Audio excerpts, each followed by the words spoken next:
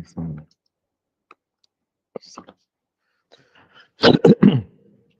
الله والصلاة والسلام على رسول الله. رب اشرح لي صدري ويسر لي أمري واحلل عقدة من لساني يفقه قولي. Welcome to Aqidah lesson, the Tawheed lesson, the Belief lesson from حرز الأماني في شرح مقدمة ابن أبي زيد القيرواني. We are in the line start with وخلق النار فأعدها دار خلود لمن كفر وألحد في آياته وكتبه ورسله وجعلهم محجوبون عن رؤيته.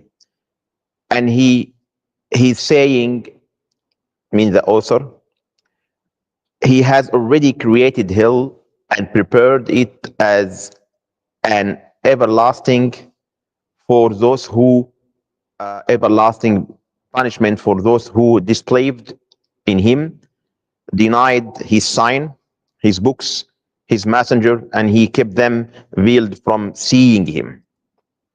After we explained last time about the Jannah and the bounty in the Jannah, and the extra bounty in the Jannah is seeing the Allah Azza wa Jal and looking to the face of Allah Azza wa Jal. Then he start talk about the fire, the hellfire, Jahannam.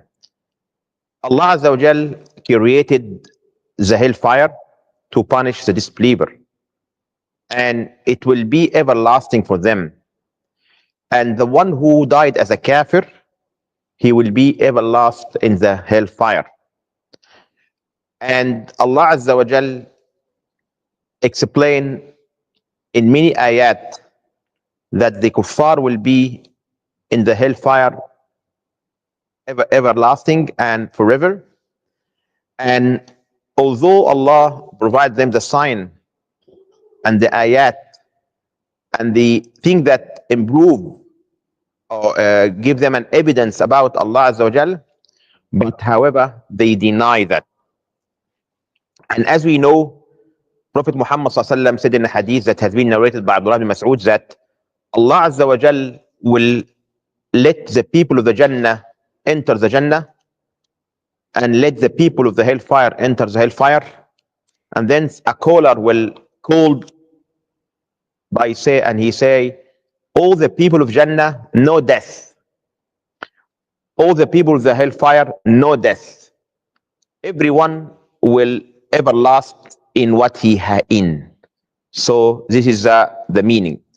And also Allah prepared the hellfire to the one who deviate from the straight path, from the الطريق المستقيم, and he has a doubt in that.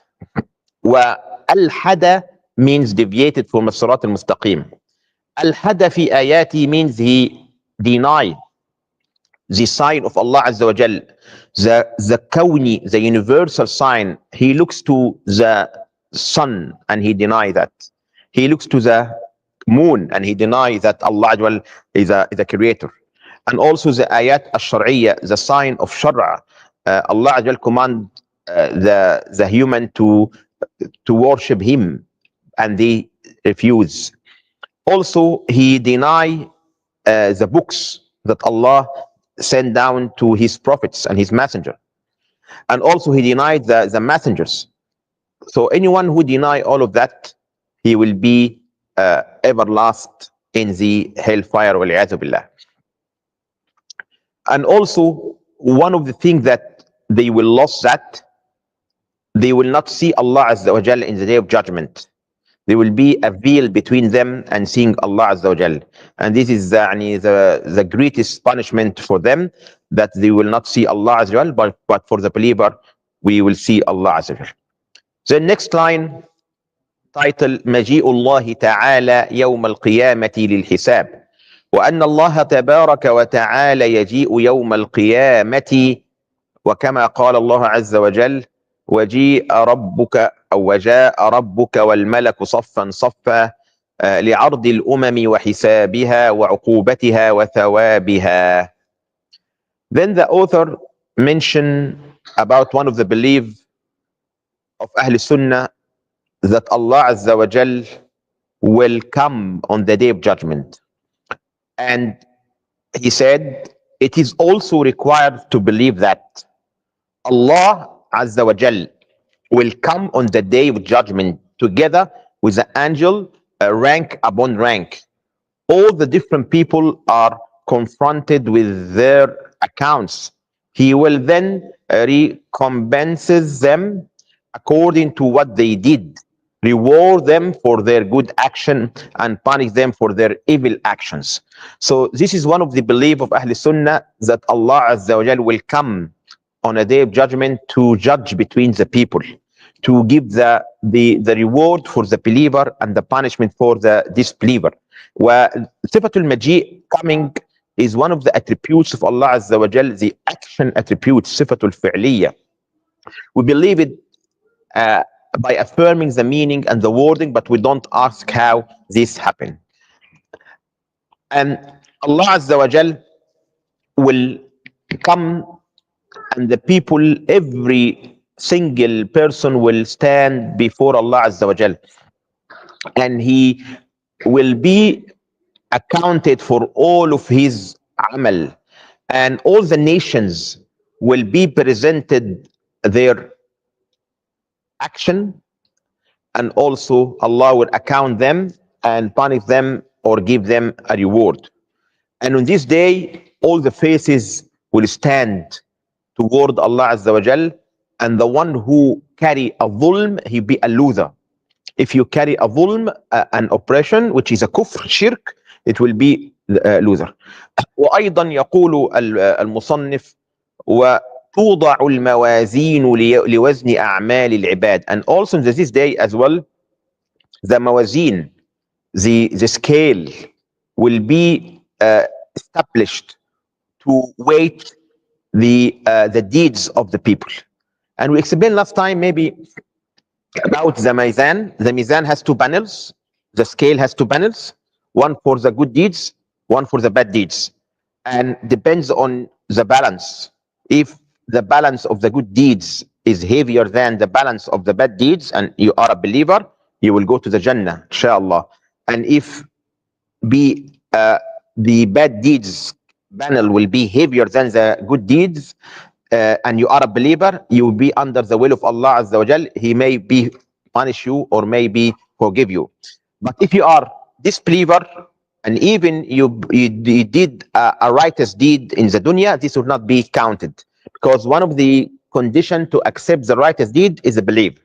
So anyone from non-Muslim who did a good deeds in this life, he will reward in the dunya, but in akhirah, nothing for him. طيب. فمن ثقلت all your bad deeds will you still go to Jannah? Wow. Yes, if your bad deeds is heavier than the good deed and you are a believer, at the end you'll be in the Jannah. You maybe Allah punish you for few time, not you, maybe the person who do that, in the hellfire first, and then you go to Jannah. And these people, the believer, we call them al-Juhannamiyun, means the one who come from Jahannam. طيب. فمن ثقلت موازينه فأولئك هم المفلحون. And anyone who is heavy scale, this is a successful people. طيب. طيب. And we explained last time that the person himself will be weight, and the sheets itself will be weight, and also the amal itself will be weight. And because of that, Prophet Muhammad sallallahu alaihi wasallam said in a hadith, kalimatan, two words, habibatan ila ar-Rahman, is more beloved to ar-Rahman, Allah. Khafifatan ala al-lisan, very easy on the tongue. Thaqilatan fil mizan, heavy in the scale. Subhanallahi wa bihamdihi, subhanallahi al-azim. So keep your tongue always saying, even you are in a lesson now, you can listen to the lesson and they say subhanallah wa bihamdi, subhanallah al-azim. This is zikr anytime. Even you listen to the lesson, but zikr, make your tongue keep doing that all the way. Yes, no need of wudu. Dhikr can, Prophet Muhammad sallam can used to do the dhikr on any kind of his status, either he wudu or without wudu. إذا كان يقعد الحمام. لا حمام قصه ثانيه، في حمام، لا لا يا اخي. لا هذا لا يصح. طيب this is the ميزان will be heavy by the word of ذكر of الله عز وجل. وبعد ذلك يقول ويؤتون صحائفهم بأعمالهم فمن أوتي كتابه بيمينه فسوف يحاسب حسابا يسيرا ومن أوتي كتابه وراء ظهره فأولئك يصلون سعيرا. And then after the person عمل or the person himself or the person sheet has been weighed, and then depends on the result. If the good deeds are heavy, the person will take his sheet with right hand. If the bad deeds panel is heavier, he will take it from the back side with his left hand side or left hand. And this is the meaning of فمن أوتي كتابه بيمينه. The one who will take the kitab with the right hand, he'll be successful. طيب أيضا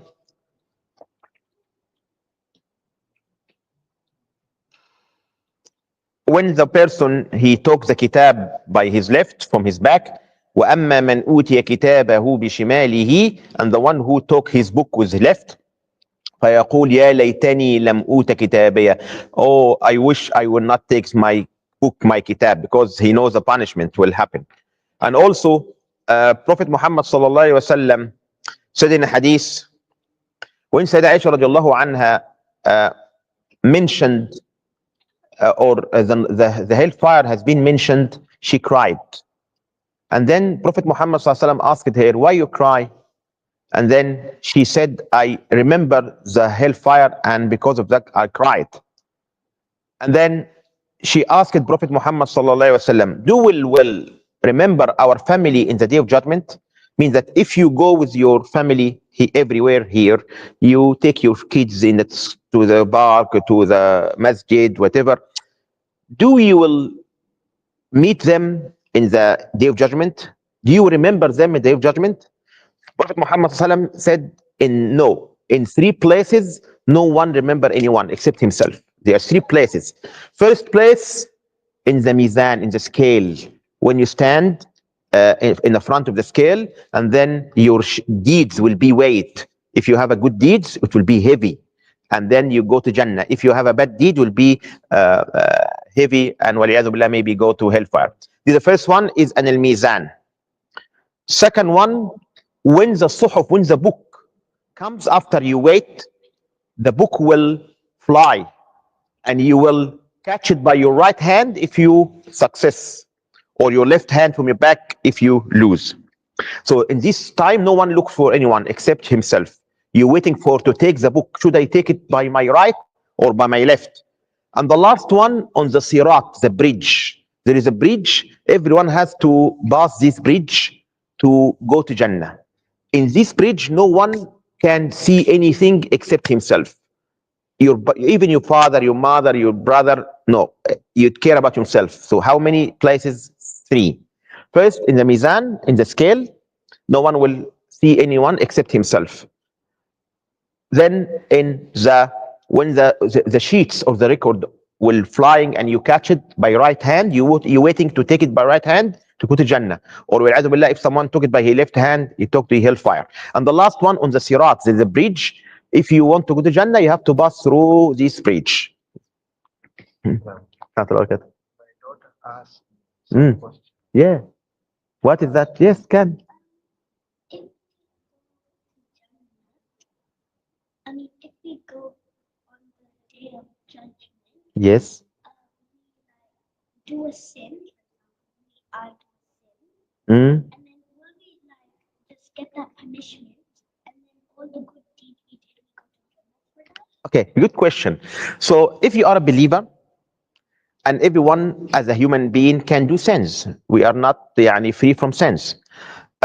It depends.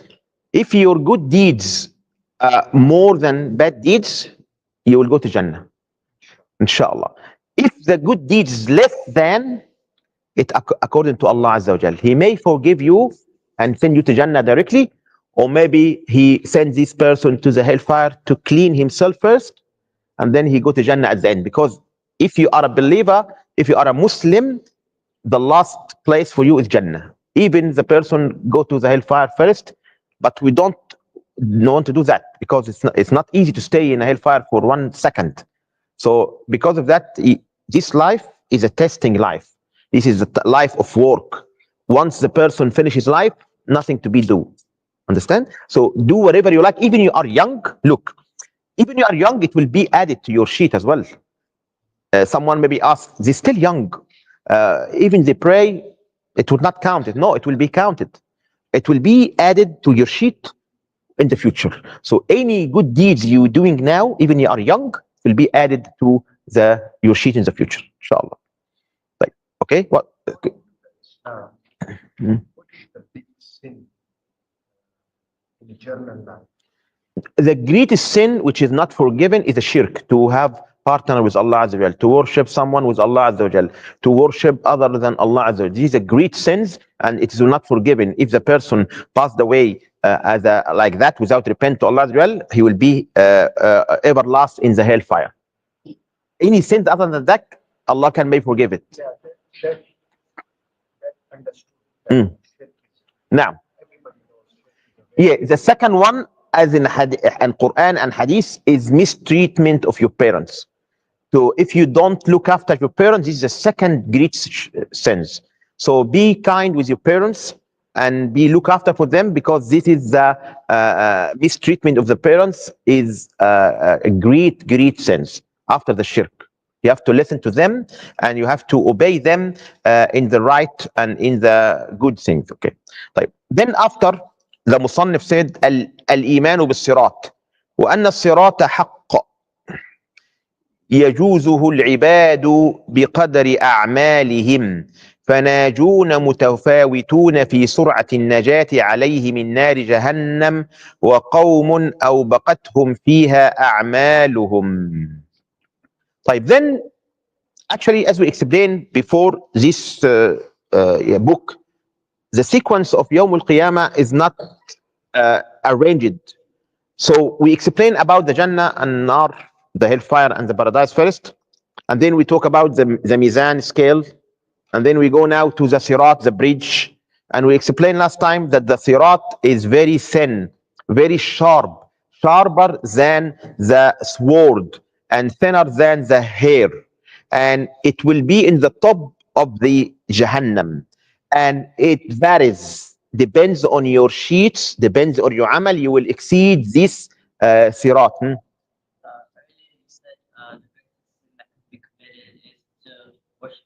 Yes, than Allah. Then what about people that don't even know Islam? They don't believe in Allah. The same. Look, disbelief of Allah Azza wa Jal is the greatest sin, as well as to have a partner with Allah Azza wa Jal is the greatest sin. Both of them is the greatest sin. Either you disbelieve in Allah, deny the existence of Allah, like atheist people, this is a great sin as well, the greatest. Allah will not forgive that. Or you believe that there is someone with Allah, or you worship him with him, this is also shirk or a great sin as well. Like, on the Sirat, as we explained last time, if you remember, we mentioned that it depends on your sheet of a'mal, sheet of deeds. If you are a righteous person and you have a righteous deeds, you will exceed this Sirat very quick, like the lighting, al-barq, or like the fast horses, fast camel, or like the winds, or you will run, or you walk, or someone will be creeping on his knee to pass, and someone will be snatched by hawks and some of the frogs around the side of the Sirat, which catch him. And by the way, on the Sirat will be the trust, the amana, and the rahim, the warmth, or the relation between you and your relative.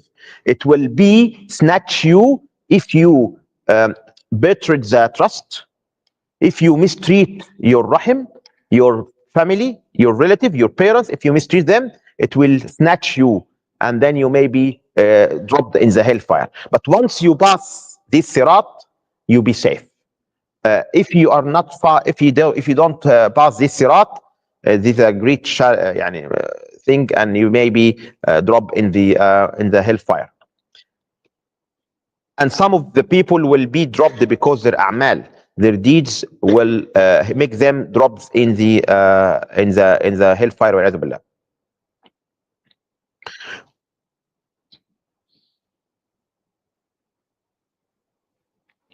Well, then he back again before the sirat. As I explained, this book is not arranged in sequence. He will talk now about the hawd, the water fountain of Prophet Muhammad صلى الله عليه وسلم. الإيمان بالحوض والإيمان بحوض رسول الله صلى الله عليه وسلم ترده أمته لا يظمأ من شرب منه ويزاد عنه من بدل وغير. طيب. Then we back again before the sirat. Before the sirat, there will be a hawd in the resurrection land. The hawd is like a water fountain, a basin. Every prophet has his own hawd. Every prophet has his own hawd. But the biggest hawd, the biggest fountain, is the Prophet Muhammad ﷺ fountain. And its length, it's about 1 month traveling by camel. If you travel by 1 month by camel, this is the length of the hawd or the fountain. And the width is the same distance, 1 month traveling by camel. Or it is a distance between, Asham and Yemen, the length. A very long distance, and it has a numerous cups like the number of the stars.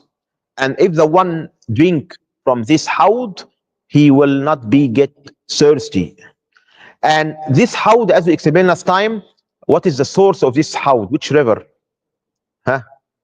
Kawthar, yes. Inna a'tainaka al-Kawthar. What is the Kawthar?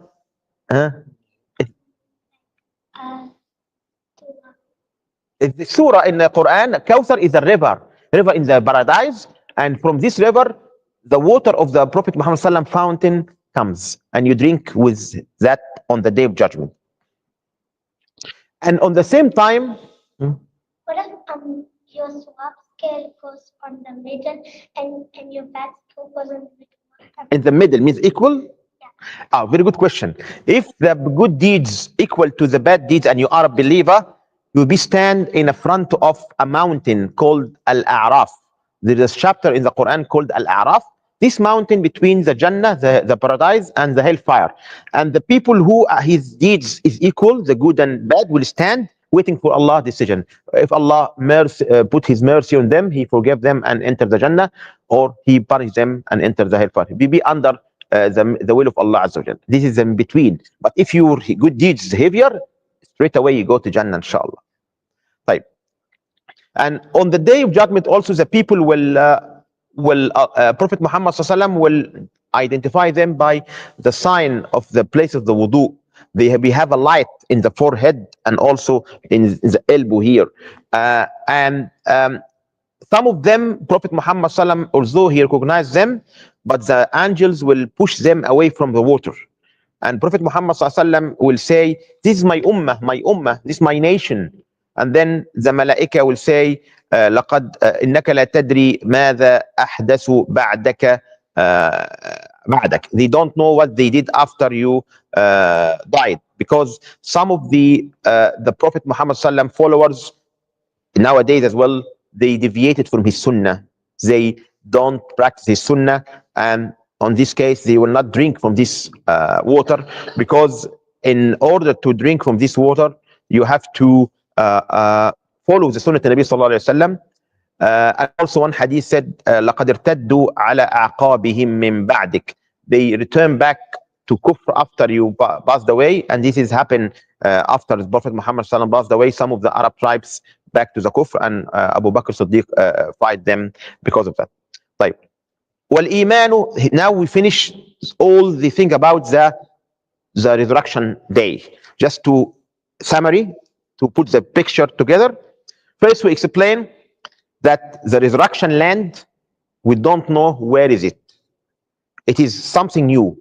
Allah said, يَوْمَ تُبَدَّلُ الْأَرْضُ غَيْرَ الْأَرْضِ وَالسَّمَاوَاتِ. On this day, Allah will exchange the land with another land, and also the heaven with another heaven. So a great land, a very white land, nothing to be hidden. You stand before Allah Azza wa Jal, and He will speak with you one by one, and you will have to answer His question. If Allah Azza wa Jal answer you why you lies, you have to tell why. If you answer, Allah will ask you why you steal, you have to answer why you steal. If you Allah will ask you why you didn't pray, you have to answer this question. Allah will speak with you one by one to one, no intermediate between you and Allah Azza wa Jal, and you have to prepare to the answer now. All know that stealing is sin. Say you're homeless and what is it called? You're stealing so that you like may feed yourself or in a way try to support yourself or for religion.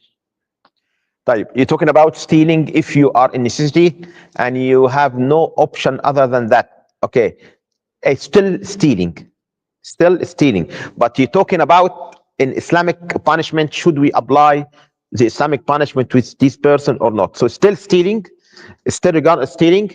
And in terms of Islamic punishment, as we explained before, we will remove the hudud by shubuhat. And one of the shubuhat that you are in necessity. In this case, if someone in necessity and he will lose his life and he don't have enough food, otherwise he will die, these are different here. It depends on the person. And as we explained before, if you are in a way and then you are so hungry and you see a fruits dropping from any fence and you're so hungry, and then you, as we mentioned, that Prophet Muhammad ﷺ said, you have to call the people of this place by saying, Ya Sahib al-Bustan, the owner of this garden, 3 times. And if you do not listen any response, you can eat something just enough to stop your hunger, not more. And also Prophet Muhammad ﷺ explains that if the person took more than his need and he put it in a pocket, he has to be punished Islamically. So this, in case if you are hungry and you don't have any much food, you take just enough food, just make you survive. This is a condition of necessity, but still, Allah knows. Yani Allah forgive you, inshallah. Still. Yeah, it's different here. The major sense here, major sense. For example, like if Adam skipped school one day and like went to a gas station, No, it's haram. Stealing is stealing. I'm saying in case of necessity and you will die. This is different. And I don't think the thief do that. The thief always, when he steal to take more than him. What will happen To who? What will happen to Makkah on the day? Who's Makkah. Mecca? Oh, Mecca. Mecca al-Mukarrama is in the land. Actually, before the resurrection day, that all the land will be changed and will be a different land, different than we have. So the resurrection day, we don't know exactly where is this. Some narration said it will be near Jerusalem in Masjid al-Aqsa. This, but not correct narration. But anyway, we don't know where is it, and we don't know what happened to any place actually. But we know that before the day of judgment, a group of people come from Abyssinia, which is in Ethiopia now, will destroy and demolish the Kaaba. This before the day of judgment. Yeah. What if the day of judgment, like Allah is talking to you, the day of judgment and the world is flat? Will Makkah be flat too? Mecca? No, Mecca. There is no Mecca in the resurrection land. Mecca in the earth and the resurrection land different than the earth that we have. There is no Mecca there. Kaaba. No, there is no Kaaba. As I said before, the day of the resurrection, the Kaaba will be demolished. Yeah, because look, the dunya, the life is finished. Everything will be finished. Everything will be. what about the stone on the Kaaba? Sorry? What about the stone on the Kaaba? Everything will be demolished. Right. Al-Iman qawlun, after we explain the resurrection land, and then in the resurrection land will be the water fountain, Prophet Muhammad sallallahu alaihi wasallam, and then the scales, 2 bundles of scales, and this scale, some scholars said has like a tongue, like a pointer. This pointer will move towards the more heavier bundles, and after the scales, then will be the sirat. Everyone will take his sheet, either by right hand or the left hand, and then you go to the sirat. He passed the sirat, he believer. If he drop, he will be go to hellfire, and then after the sirat will be another bridge. This for the believer only. If you do something wrong with your brother, you have to clean it for himself before you enter Jannah, and that's it. Then the author back to the belief, talking about the belief. الإيمان قول وإخلاص وعمل يزيد وينقص وأن الإيمان قول باللسان وإخلاص بالقلب وعمل بالجوارح يزيد بزيادة الأعمال وينقص بنقصها فيكون فيها النقص وبها الزيادة ولا يكمل قول الإيمان إلا بالعمل ولا قول وعمل إلا بنية ولا قول وعمل ونية إلا بموافقة السنة. طيب, then the author, after he finished the resurrection day, he started to talk about the belief, the iman, and he said that al-iman, it is required to believe that iman consisted of what you say with tongue. So if you want to be a believer, you have to say shahada by your tongue. What you believe sincerely in the heart, and also with your tongue, your heart, believe is what you are saying. You believe that Allah is your creator. You believe that Allah is your Lord. So you have to say by your tongue, and you believe by your heart with sincerity. And what you do with limbs, and also if you say by your tongue and you believe by your heart, you have to show that by your body. So you have to pray, you have to fast. Yeah. Okay. It is increases with the increases of obedience, and decreases with it is decreases by disobedience. The statement of belief is not complete without action.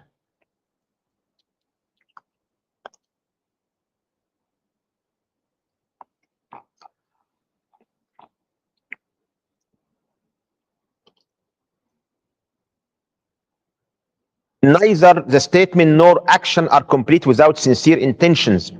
Furthermore, neither the statement nor action nor intention are complete unless they are in accordance to the Sunnah.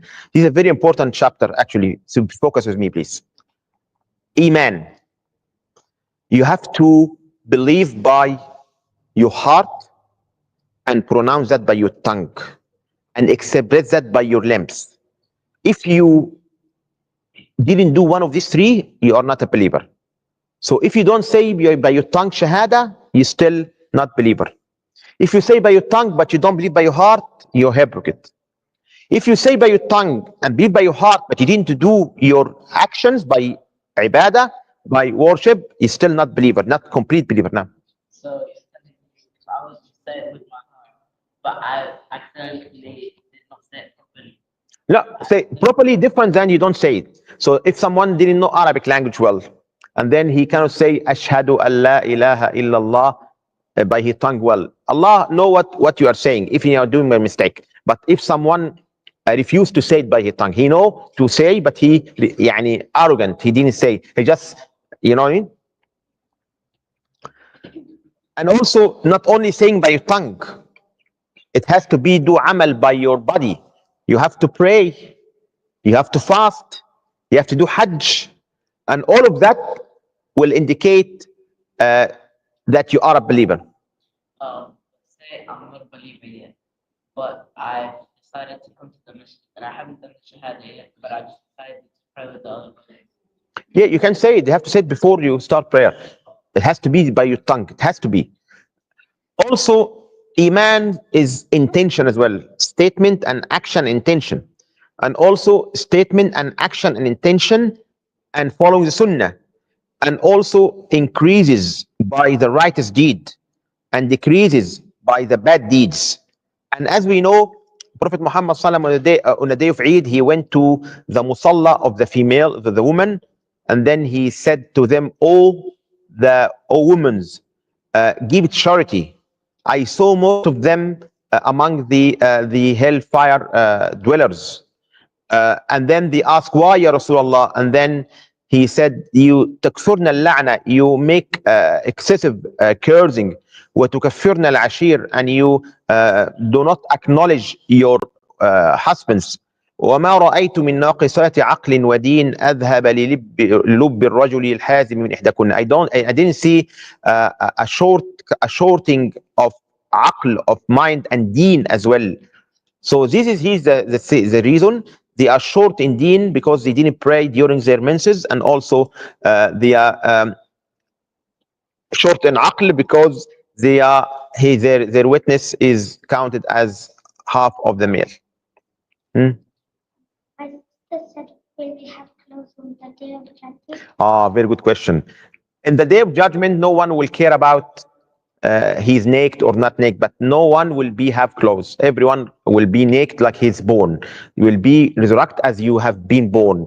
Anyone when he born, he came without anything. And anyway, it's not like anyone's gonna be there to see you naked. No one care about that. No one will focus about that. You look in this day, no one looks for something like that. He look for himself or herself. He want to Allah save him from what we have. So it's not a matter of saying that or not seeing that. Like, let me see. And the iman has to be completed by amal. Is that cannot be done without amal. And there is no amal without niyyah, intention. So, for example, if someone did a search that the bowing is very good for some like arthritis, and then he start to do bowing and prostrating, but he don't have intention that it's a prayer, is that will be accepted? So if you feel that this kind of action in salah will be a good exercise for your body, and you do it as an exercise, is that will be counted as salah? No, it has to be intention. And also it has to be intention with following the sunnah.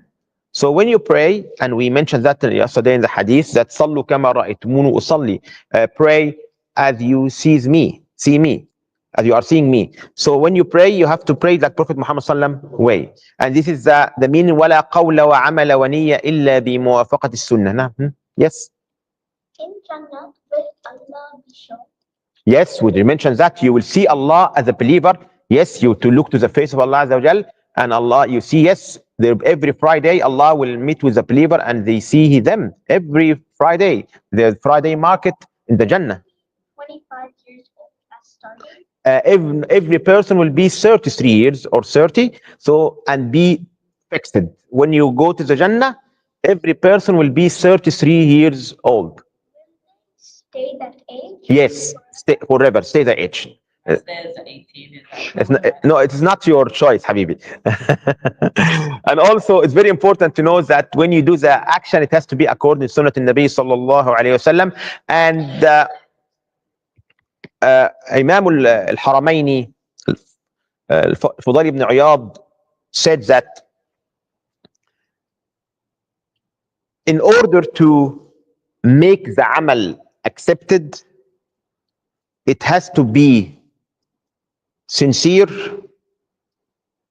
and correct. It has to be correct and sincere. If the amal is insincere and correct, it will not be accepted. If the amal is sincere and incorrect, it will be not accepted. In order to make the amal accepted, it has to be sincere and correct. And to make the amal sincere, you have to have intention that you do this amal for Allah Azza wa Jal. In order to make the amal correct, it has to be according to Sunnah al-Nabi sallallahu alayhi wa sallam. طيب. I'm trying. طيب. Then the author spoke about حكم مرتكب الكبيرة وأنه لا يكفر أحد بذنب من أهل القبلة. And as we explained many times, that if you are a believer and you commit major sins, you're still believer. You're not kafir. And we explained, if someone believes that the Muslim who commit major sins is a kafir, this sect called Khawarij. And Ahl Sunnah believe that the one who commit major sins, he's still believer. الشهداء أحياء عند ربهم يرزقون وأن الشهداء أحياء عند ربهم يرزقون وأرواح أهل السعادة باقية ناعمة إلى يوم يبعثون وأرواح أهل الشقاوة معذبة إلى يوم الدين. And then he started to talk about the shuhada, the shaheed. The shaheed, they ask many types of the shaheed. He said that it's also required to believe that the martyrs are alive with their Lord, receiving provision. The soul of the fortunate remain in bliss until the day they are raised up again. The souls of the wretched are tormented until the day of judgment. Ash-Shaheed. Ash-Shaheed, we have different types of Shaheed. We have Shaheed of the dunya only, Shaheed of the dunya and the akhirah, Shaheed of akhirah only. Again, we have Shaheed of the dunya, just in the life. So one of each and one. I will explain now. And Shaheed in the dunya and the akhirah. And the Shaheed only in akhirah. The martyred person who go to fight for jihad, for show off, to take money, not for making the flag of La ilaha illallah superior, the people will talk about him as a shaheed. But in the hereafter, he is not a shaheed because he goes that for show off. So if one fight for the sake of Allah to show off, he is not a shaheed in the akhirah, but he will take the privilege and the acknowledgement in the dunya. Right. Another one, the one who fight for the sake of Allah with sincerity, and he died as a shaheed, he will be shaheed at the dunya and akhirah. In this case, no shower, no ghusl, and buried with his clothes. This is the shaheed dunya wal akhirah. And the other one who will take the reward of shaheed in the hereafter, but in the dunya he will be treated as a normal person died. Like for example, the one who drowned in the sea is a shaheed, but in the akhirah, not in the dunya. The one who died by any abdomen disease, like a liver disease or any stomach disease, cancer, whatever, he will be shaheed in the akhirah. He takes the reward of shaheed in the akhirah. Also, the woman who died while she get birth her baby, this is also will be shaheed, but not in the dunya, in the akhirah. So it's different if we down It will be rewarded as a shaheed in the day of judgment, yes. But in the dunya, it has to be showered and make ghusl and everything and do yani kafan. And also the one who died because the collapse of his building, he will be died as a shaheed, but in the akhirah, not in the dunya. Now, yes. What if, like you said, we won't see each other in the judgment, like when we're naked with no clothes? Yes. Yeah, it doesn't matter. Yeah, you're not looking for that because you are busy with something else. You're busy about yourself. The punishment is there. The Jannah is there. You're busy with something else. You're not concerned about that. Huh? Yes. So you said, for example, you died in like by drowning, or someone had killed you, your body is still there. You have to clean it and everything. Yes. Yes. But what if you were to die in a certain way when there's only a certain body part left? Yes, you take this part of the body and do it as a whole body and do ghusl and everything, even few parts of your body left. Like also, we have to believe that the spirit of the shaheed will be in a bird flying in the Jannah, taken from the provision of the Jannah. Allah gave them the sustenance. Also, the spirit of the Ahlul Sa'ada, happiness people, will be forever with a reward until the day of resurrection. And the spirit of the people of miserable people will be punished to the day of judgment. So now we have to believe that the punishment after the person passed away, his punishment will be on his body and in his spirit as well. And the reward of the person after his death, it will be on his body and his spirit as well. And then he said, الإيمان بفتنة القبر وأن المؤمنين يفتنون في قبورهم ويسألون يثبت الله الذين آمنوا بالقول الثابت في الحياة الدنيا وفي الآخرة. And then he explained that the grave trial, the grave test. Everyone, when he buried in the grave, an angel will came to him and he will ask him 3 questions. Who knows these 3 questions? Who's your Lord? Who's your prophet? What is your religion? If you practice that during the dunya, you will answer this question easily. But if you struggle to practice that in the dunya, it's very hard, and that is the reason Allah said, يثبت الله الذين آمنوا بالقول الثابت في الحياة الدنيا وفي الآخرة. And then Allah will fix or make the people of the believer firm with this answer on the day on the grave. And the person inside the grave, you have to believe that he will be tested by these 3 questions. Now,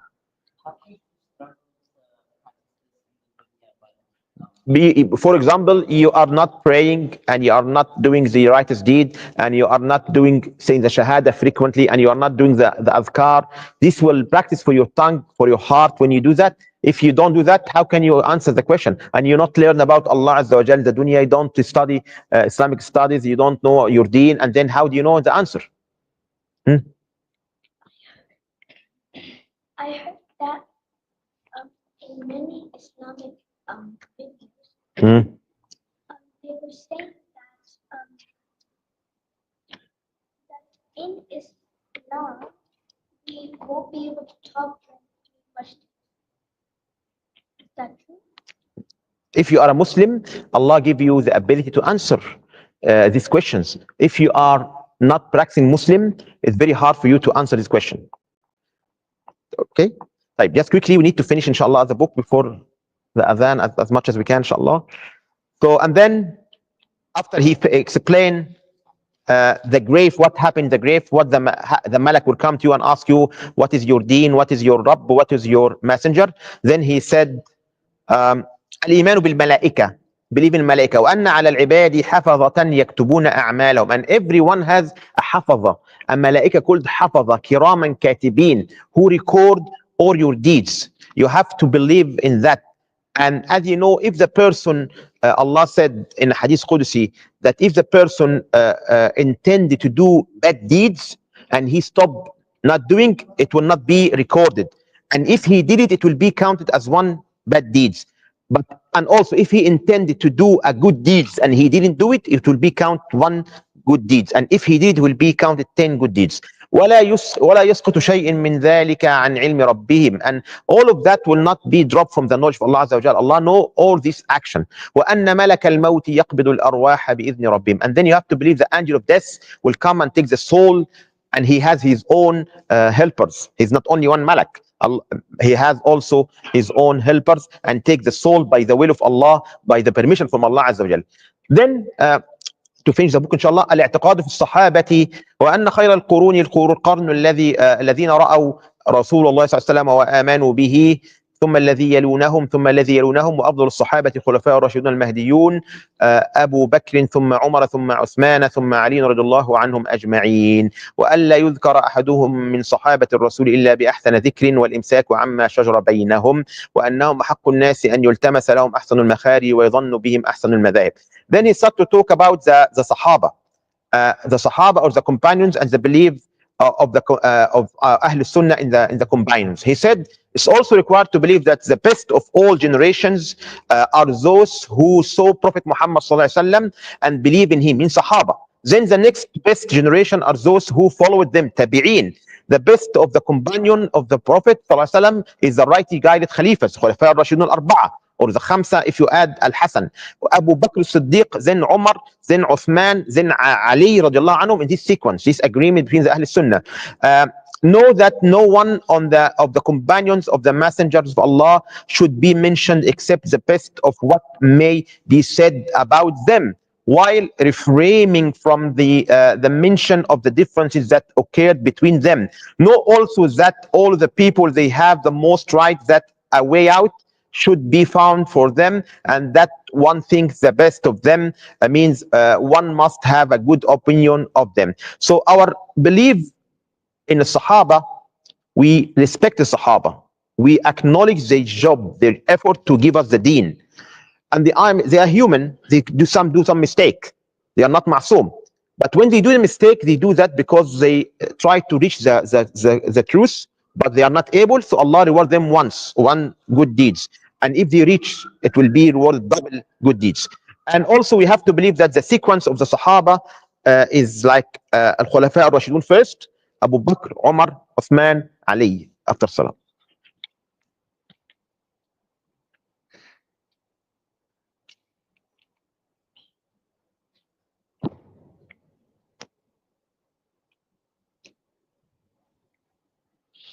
الله أكبر الله أكبر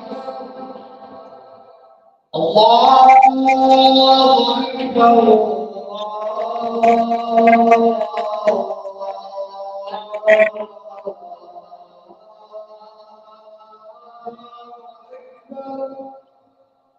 أشهد أن لا إله إلا الله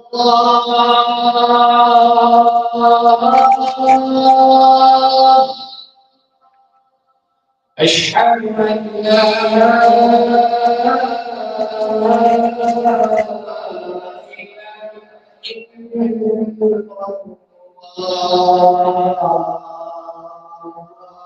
الله أشهد أن محمدا رسول الله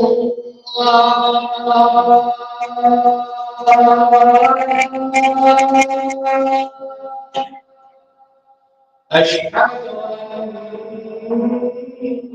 أن محمدا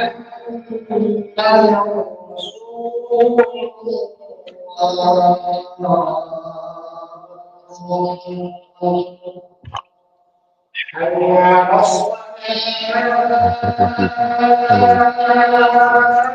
الله حي على الصلاة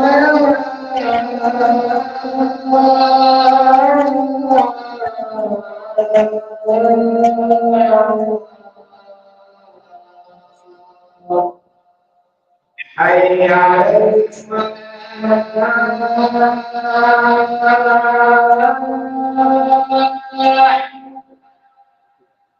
حي على الفلاح حي على الفلاح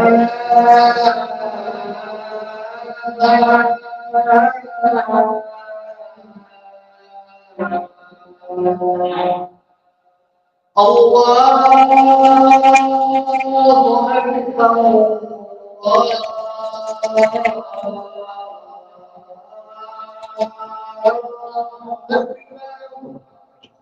لا إله إلا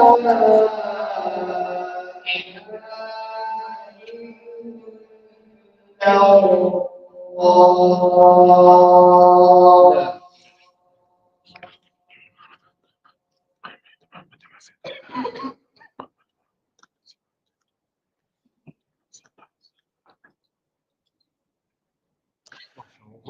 طيب next chapter طاعة ولاة الأمور وطاعة لأئمة المسلمين من ولاة أمورهم وعلمائهم واتباع السلف الصالح واقتفاء آثارهم والاستغفار لهم. Then he started to talk about obedience of the leaders of the Muslim, either the one who responsible for the affairs of the Muslim or the scholar. And this is one of the principle of the Ahl Sunnah, that if you have a Muslim ruler and even he's an oppressor, even he's a corrupted, you have to listen and obey, and you have, unless you have been commanded to do something evil, something haram. In this case, no obedience, no listen, but when you change that, you have to consider the levels of the changing the munkar by hand, which are not able to do it in the front of the weapons, in the front of the army, changing by tongue, what if you can advise, especially in a private, not in a public, will be good, or by your heart. These are worst one. And the Sahaba asked Prophet Muhammad ﷺ, should we fight them if they do something wrong? And then he said, no, since they are performing the salah in the country, since the salah will be established in the country. So this is the طاعة ولاة الأمور, as we explained many times.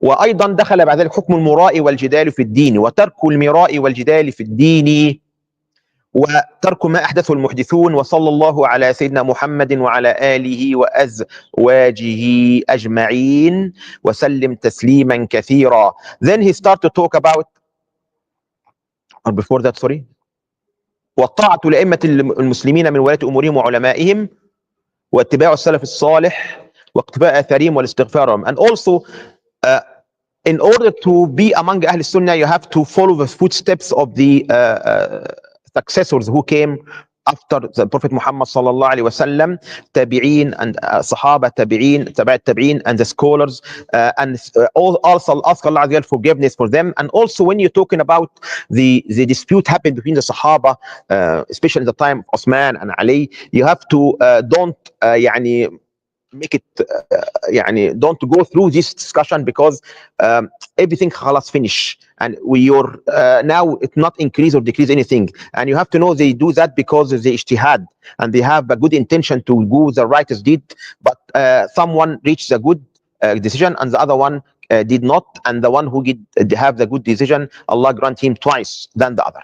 And also finally he finished his risala by saying وَتَرْكُ الْمِرَاءِ وَالْجِدَالِ فِي الدِّينِ, leave argument and disputing, especially in the deen. Prophet Muhammad said, I have a guarantee for a house in the surrounding area of the Jannah for the one who leave argument, even he has the rights. This also, but if you are in a situation that you have to defend about your deen, you can do that with a righteous action.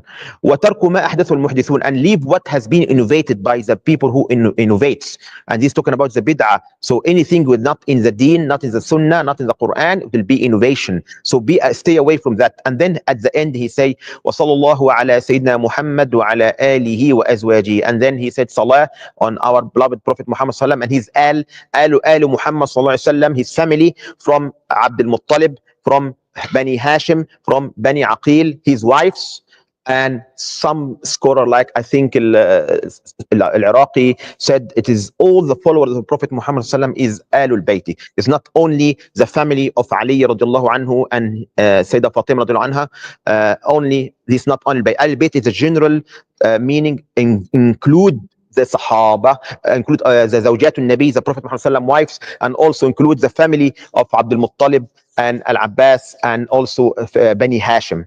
Alhamdulillah, by the will of Allah, alhamdulillah, we finished this book. هذا الكتاب حرز الأماني شرح مقدمة أبي زيد القيرواني. Allah grant me this ni'mah to finish this book, and as a kind of shukr ni'mah, I will do sajda shukr for Allah Azza wa Jalla to finish the book. Alhamdulillah Rabbil Alameen. Yes, you can go.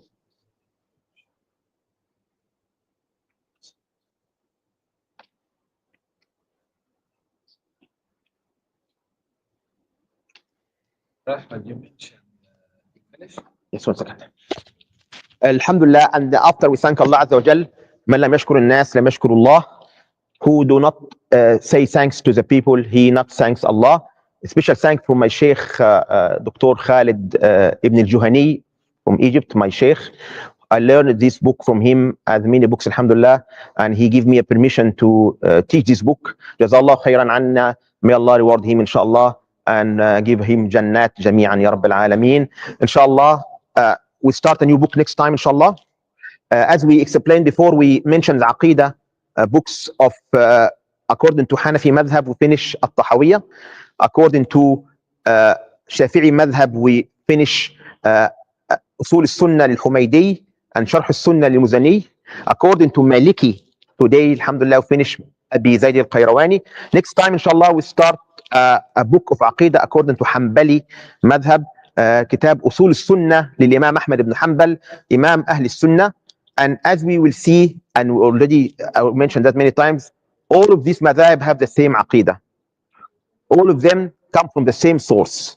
So don't fight because of the madhab. They have the same belief. They have the same crude, have the same Aqidah, just maybe valid in some of the branches, but not in the main source, not in the main of the belief. Right.